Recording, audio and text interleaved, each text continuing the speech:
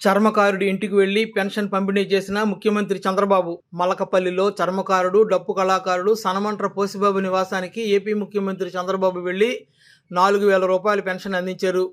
కుటుంబ పరిస్థితి తెలుసుకోవడంతో పాటు చెప్పులు, టోపీ కొనుగోలు చేసి వారికి 5,000 రూపాయలు ఇచ్చారు.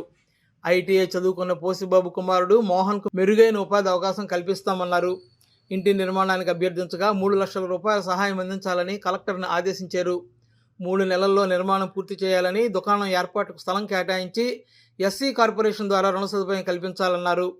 పోసిబాబు కుటుంబాన్ని తాను దత్తత తీసుకుంటున్నట్లు జిల్లా కలెక్టర్ ప్రశాంత్ ప్రకటించడంతో ముఖ్యమంత్రి ఆమెను అభినందించారు.